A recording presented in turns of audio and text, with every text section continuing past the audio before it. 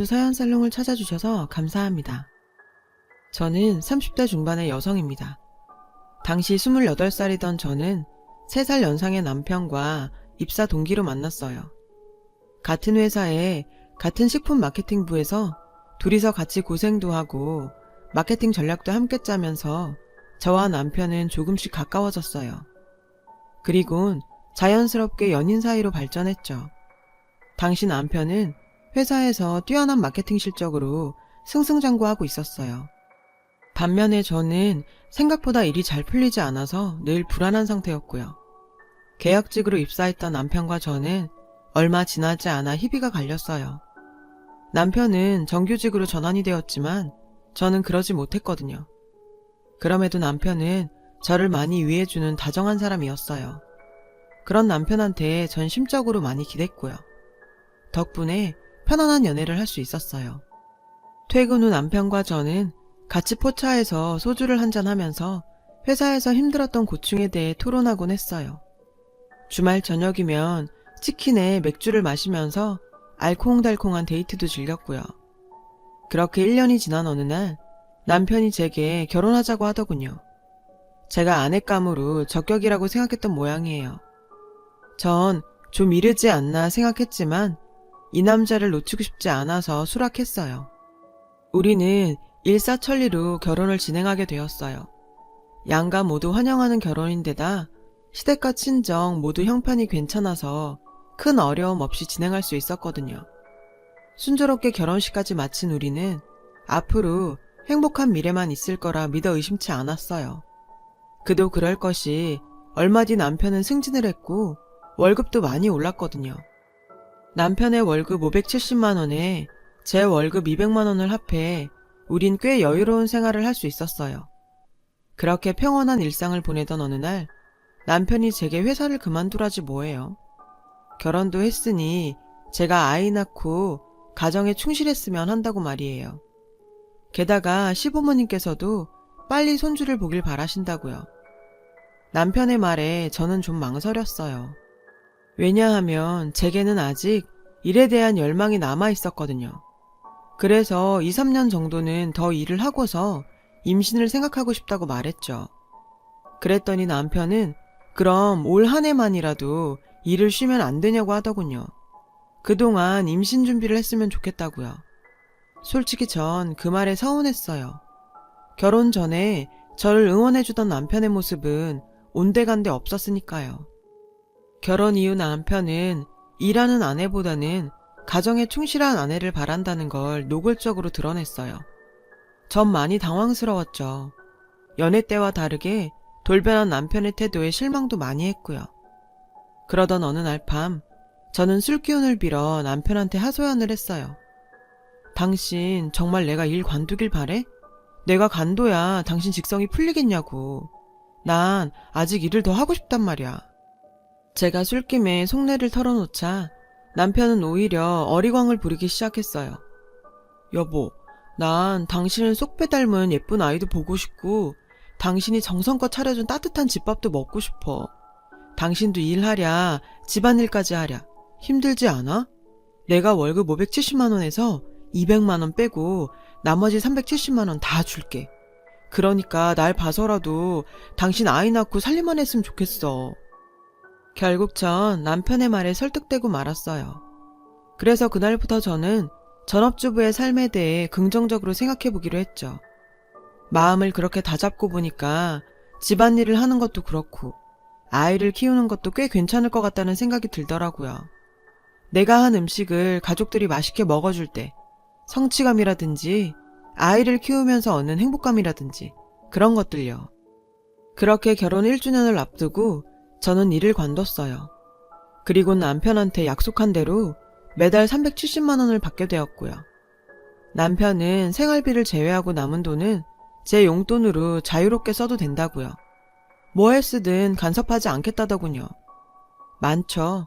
저도 그렇게 생각했습니다. 그렇게 전 전업주부의 삶을 시작했고 살림을 살아보니 의외의 발견을 하게 됐지 뭐예요. 제가 요리에 꽤 재능이 있다는 거였죠. 게다가 집안일도 적성에 맞아서 무리 없이 잘 해나갔고요. 그런데 생각지도 않은 곳에서 삐걱이게 되었어요. 바로 제 남편 때문이었죠. 전업주부 하라고 그렇게 등 떠밀더니 이젠 시집살이까지 시키지 뭐예요. 시어머니보다 더한 남편살이요. 집안일에 어느 정도 적응이 돼서 다행이다 했는데 사사건건 간섭을 어찌나 해대는지 기왕 살림하기로 한 거 빈틈없이 완벽하게 하라나요? 콩쥐 새엄마보다 매운 남편살이를 시키는데 사람 정말 미치겠더라고요. 자기 옷은 매일 빨고 일일이 탈취제를 뿌려 드라이기로 말리고 침구도 매일 교체하라고 말이에요. 아니, 여기가 인류 호텔이냐고요. 저요, 남편 빨래하느라 아주 허리가 휠 정도였다니까요. 이 인간한테 이런 병적인 결벽증이 있는 줄 알았으면 결혼 안 하는 건데. 그런데 남편의 결벽증은 여기서 끝이 아니었어요.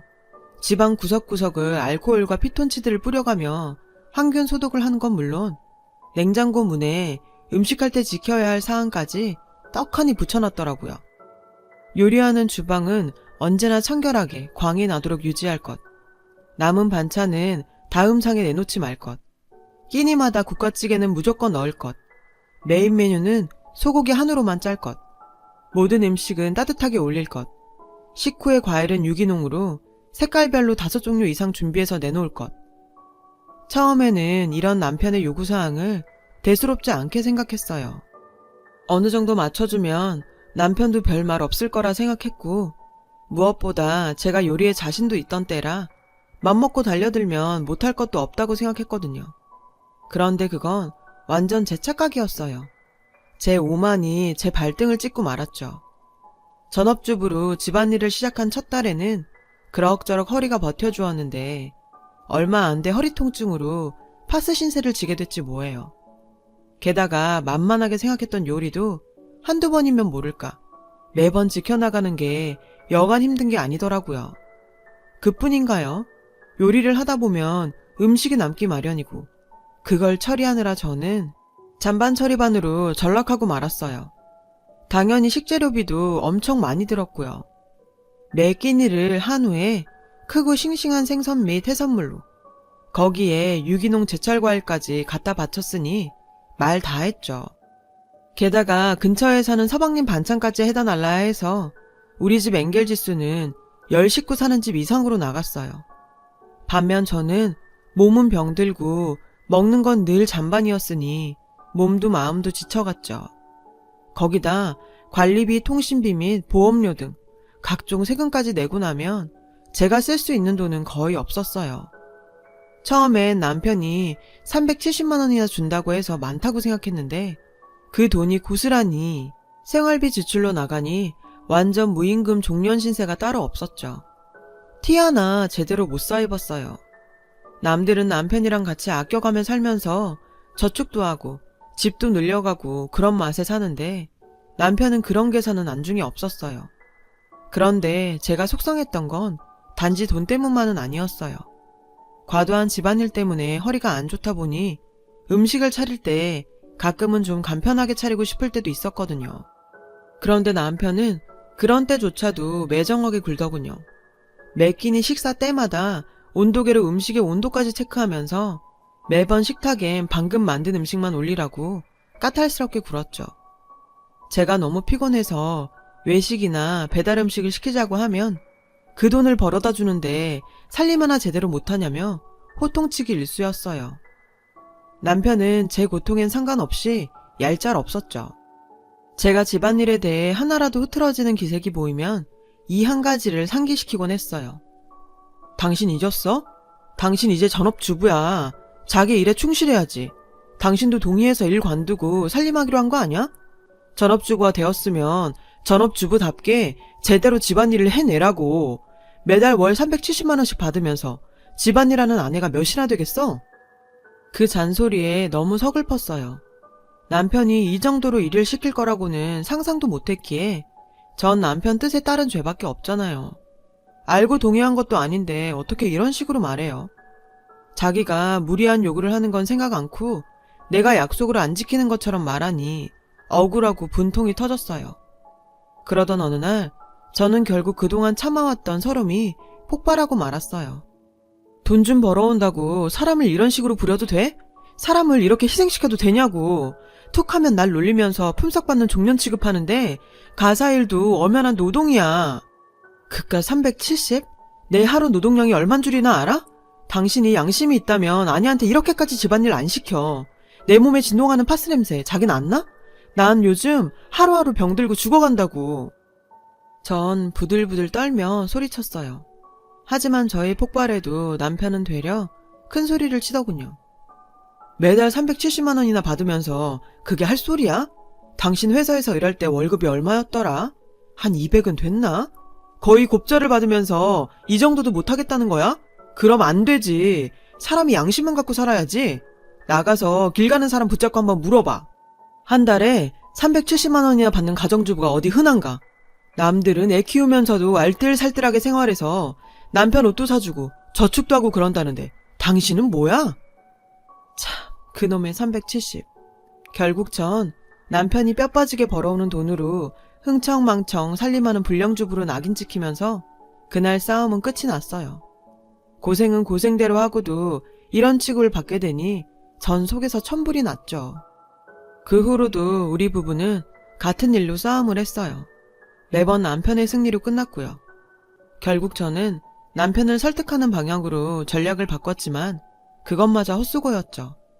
남편은 더욱 거세게 반발했거든요. 이런 날들이 이어지다 보니 언젠가부터 전 자기 검열을 하게 되었죠. 남편이 원하는 대로 내가 가사일을 잘하고 있는지 스스로 체크를 하게 된 거예요. 하나부터 10까지 다 꼼꼼하게 체크를 하면서 남편한테 싫은 소리 듣지 않으려 노력했습니다. 당근 없이 채찍만 들이대는 남편의 태도에 결국 전 넉다운이 되고 말았죠. 전업주부로 나선 지 7개월 만에 저는 포기 선언을 하고 친정에 가버렸어요. 남편과 떨어져서 지내다 보면 자기가 아쉽고 불편해서 스스로 자신의 행동을 반성하지 않을까 했던 거죠. 그런데 문제가 생겼어요. 친정에 온 뒤로 생리할 때가 되었는데도 생리를 하지 않더라고요. 첫 딸은 그동안 너무 무리를 해서 그런 거려니 하고 넘어갔죠. 그런데 2달이 지나도 깜깜무소식인 거예요. 결국 저는 임신 테스트기를 샀죠. 그런데 떡하니 2줄이 나오지 뭐예요. 갑작스러운 임신 소식에 난감했어요. 하는 수 없이 남편한테 연락을 했습니다. 남편은 엄청 기뻐하더라고요. 그날 밤 남편은 퇴근하자마자 저희 친정으로 달려왔어요.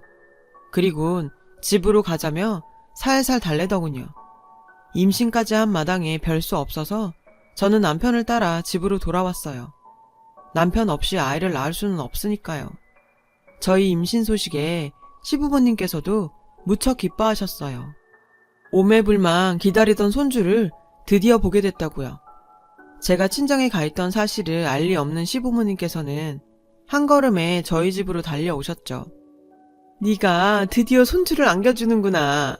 임신 중에 좋다는 보약도 지어왔으니 잘 챙겨 먹거라. 어머님은 한약 박스를 내미시며 축하해 주셨어요. 시부모님의 축하에 저는 차마 그동안의 일을 말씀드릴 수 없었어요. 그냥 속으로 삭히기로 했죠. 우리 부부는 간만에 시부모님을 모시고 외식을 하러 나갔어요. 고급 한식당으로 가서 코스 요리를 주문했죠. 그런데 남편이 음식 맛을 보더니 한 소리를 하더라고요. 아니, 드레싱이 왜 이렇게 느끼해? 유명한 집이라길래 음식이 괜찮은 줄 알았는데 완전 별로잖아. 요즘 누가 샐러드를 촌스럽게 아일랜드 드레싱으로 만들어? 남편이 인상을 팍 쓰면서 말했죠. 그러자 시어머니께선 의아하다는 듯이 말씀하셨어요. 괜찮은 것 같은데 내 입맛이 둔한가? 시아버님도 드셔보시곤 괜찮은 것 같다고 하셨죠. 저도 마찬가지였고요. 아일랜드 드레싱이 뭐가 어때서? 난 고소하고 담백하니 맛만 좋은데? 자기 입맛엔 안 맞아? 그랬더니 남편이 짜증 섞인 말투로 이러는 거예요. 아일랜드 드레싱같이 기본적인 드레싱을 내놓는데 고급 식당이라고 할 수 없지. 당신은 식품 마케팅을 했다는 사람이 그런 기초적인 상식도 몰라? 하여튼 당신은 시집 잘 온 줄 알아. 그 실력으론 회사에 남았어도 정직원은 힘들었을 테니까. 맙소사. 아니 이게 아내한테 할 소리예요? 저는 남편의 말에 기가 찼어요. 그깟 드레싱 하나 가지고 정직원까지 들먹일 일이에요. 간만에 외식인데 좋은 분위기를 꼭 이렇게 망쳐야 되냐고요. 전 이번 일은 그냥 넘어갈 수 없었어요. 그래서 시부모님이 보는 앞이지만 남편한테 버럭 화를 냈죠. 내가 시집을 잘 와? 기가 막혀서 정말. 당신 같은 남편 만나서 내가 그동안 어떻게 살았는데 당신 결벽증 때문에 매일 이불 빨래하고 매 끼니마다 까탈스러운 당신 입 맞추느라 미치는 줄 알았다고. 370만 원씩이나 받으면서 엄살 떤다고. 당신이 날 얼마나 구박했어? 말이 좋아 370이지 고매하신 당신 밥상에 서방님 반찬까지 나르느라 그 돈 다 나갔다고. 땡전 한 푼 못 받으면서 난 온몸에 파스 붙여가며 18시간씩 가사노동했단 말이야. 제 말에 시부모님께선 당황하셨어요. 어머님께서 남편한테 물으셨죠. 아들, 정말 얘한테 매달 370만 원을 준 게 맞니? 남편은 씩씩거리며 대답하더군요. 네, 그런데도 저런 소리를 한다니까요. 고마운 줄 모르고. 전 이참에 어머님께서 남편한테 한 소리 해주시길 바랬어요. 어머님도 주부니까 제 심정 아실 거라 믿었거든요. 그런데 370만 원이나 받아 처먹었으면 곱게 찌그러졌을 일이지. 어디 시부모 앞에서 지 남편한테 말대꾸냐? 네가 사치 부리고 낭비하니까 남는 게 없지. 남편이 밖에서 뼈 빠지게 벌어다 준 돈 귀한 줄도 모르고 펑펑 써대니 그런 거 아냐. 알뜰하게 챙겨서 돈 모을 생각은 않고 넌 개념이 있는 애니 없는 애니? 야, 가재는 개편이라더니 그 말이 딱이더라고요. 어쩜 이 상황에 자기 아들 편만 들 수 있어요? 저는 어머님 막말에 분노가 상승했죠. 어머니, 제가 사치를 부리다뇨. 저는 살림 맡은 뒤로 옷 한 벌 못 사봤고요. 배달 음식 한번 못 시켜봤어요. 게다가 몇 끼니 한우에 유기농 야채, 크고 싱싱한 생선만 고집하는데 어떻게 식비를 감당해요? 좀 전에도 보셨잖아요. 어머님 아들 입맛이 얼마나 까탈스러운지. 그런데도 다 제 탓이라고요? 어떻게 그렇게 말씀하세요?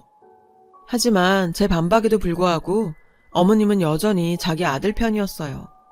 팔은 안으로 굽는다더니 시어머니는 자기 핏줄인 아들뿐이더라고요. 그 어머니의 그 아들이었죠. 야, 너 그따위로 말할 거면 손주 낳고 네 발로 나가라. 난 너 같은 며느리는 감당 못하겠다. 어디 감히 시어머니한테 그딴 식으로 대들어 버르장머리 없게. 적반하장이 따로 없었습니다. 그런데 그 순간 배가 땡기기 시작했어요. 그리곤 허리를 펼 수 없을 정도로 통증이 심해졌죠.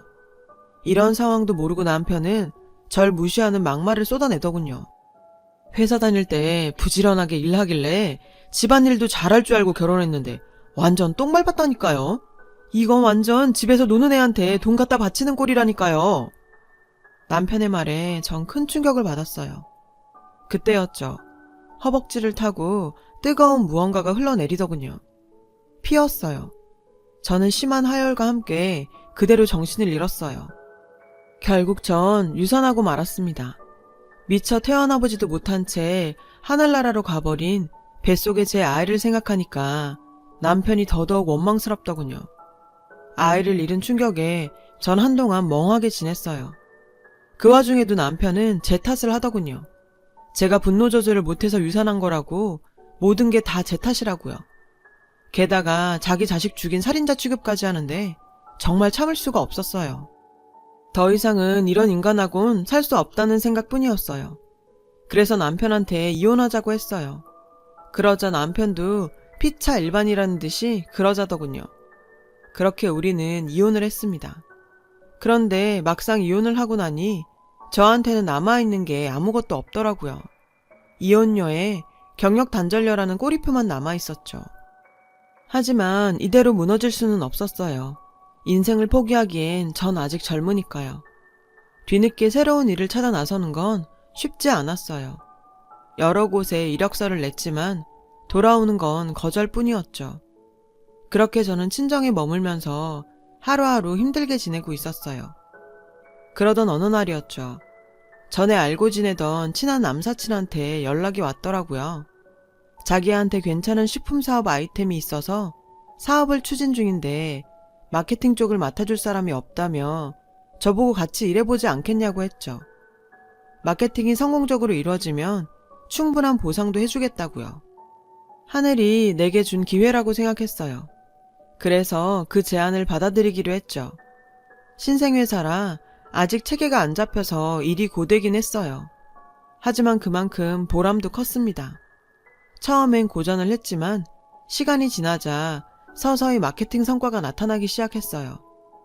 결국 남사친의 회사는 크게 성장하게 됐고 전 거기에 도움이 될 수 있었어요. 친구가 그러더군요. 사업이 폭발적으로 성장하는데 저희 공격적 마케팅 전략이 주요했다고요. 그렇게 대박난 남사친의 사업 덕분에 저는 그에 따른 엄청난 보상을 받았어요. 그렇게 3년 정도 바짝 돈을 모은 끝에 직장인치곤 꽤 큰 돈을 주게 되었어요. 남사친은 그 돈으로 주식 투자를 해보면 어떻겠냐고 하더군요. 자신도 주식으로 재미 좀 봤다고요. 솔직히 전 걱정이 되더라고요. 제가 잘 모르는 분야고 주식으로 망한 사람들도 많이 봤으니까요. 근데 생각해보니 세상에 안전한 건 없는 것 같더라고요. 제 결혼만 해도 그렇잖아요. 평생 변하지 않을 것 같았던 남편이 그렇게 변해버릴 줄 누가 알았겠어요. 전 아직 젊고 실패해도 다시 일어설 자신이 있으니 해보자 했죠. 결과는 대박이었어요. 제가 투자한 제약회사에서 개발한 백신이 미국 FDA 승인을 받으면서 엄청난 대박을 친 거죠. 덕분에 전 평생 상상도 못 해본 돈을 벌었고요. 남사친은 그 돈으로 다른 주식을 더 사먹으라고 했지만 전 그러긴 싫었어요. 행운이 영원할 수는 없으니까요. 그래서 뭘 할까 고민하다가 조물주 위에 건물주란 말이 떠올라 건물을 사기로 했죠. 그렇게 전 40도 안 된 나이에 건물주로 등극하게 됐어요. 그런데요, 잔치상에 파리가 꼬인다고 제가 건물주가 됐다는 소식을 어디서 들었는지 전 남편이 절 찾아왔지 뭐예요. 소식 들었다며 축하한다고 했지만 그 검은 속내를 제가 모르겠어요. 어떻게 잘 구슬려서 재결합을 해볼까 하는 눈치더라고요. 그래서 한참 얘기를 들어주다가 말을 끊고 한마디 했죠. 자기, 마케팅하는 사람 맞아? 고객의 니즈부터 파악하는 건 기본 아니야? 난 당신이랑 재결합할 생각이 눈꼽만큼도 없는데 당신이 원하는 것만 떠들어대면 어쩌자는 거야? 내가 자선사업가니? 너 같은 걸 데리고 살게. 한 달에 돈 1000도 못 버는 게 어디서 감히 날 탐내? 주제넘게 시리. 가서 냉수 먹고 정신이나 차려. 전 시원하게 한 방 날리곤 사무실로 들어갔어요. 유리창 너머로 보니 전 남편은 애꿎은 쓰레기통을 발로 차며 화풀이를 하다가 경비 아저씨한테 혼나곤 쫓겨나더군요. 아, 정말 간만에 통쾌한 기분이었어요. 전 남편의 초라한 뒷모습을 보니 그런 생각이 들더군요. 만약 그때 내가 전 남편과 헤어지지 않고 계속 살았다면 난 어떻게 됐을까? 모르긴 해도 정신과 치료를 받으며 허송세월을 보내지 않았을까 싶네요. 지금에 와서야 말이지만 그땐 제가 참 바보 같았어요. 이혼하면 당장 어떻게 되는 줄 알고 겁부터 먹었거든요. 말로는 가사일도 노동이라고 당당하게 말하면서도 남편 돈 받고 사는 내 자신을 스스로 하대하고 살았던 것 같아요. 그래서 자존감도 많이 떨어졌었고요. 내 자신이 나를 사랑하고 대우하지 않으면 어디서도 온당한 대접을 받을 수 없다는 걸 짧은 결혼 생활을 통해 알게 됐어요. 그래서 이제는 이전의 실수를 되풀이하지 않으려고 해요. 나를 사랑하며 열심히 일하고 살려고요. 그러다 보면 오늘보다 더 나은 내가 될 수 있을 거라 믿거든요. 여러분, 자신을 좀 더 소중히 생각해 주세요. 제 사연을 들어주셔서 감사드려요. 여러분, 사연 댓글에 응원과 현명한 조언 부탁드려요. 좋아요와 구독은 저에게 큰 힘이 됩니다. 오늘도 좋은 일 가득하세요.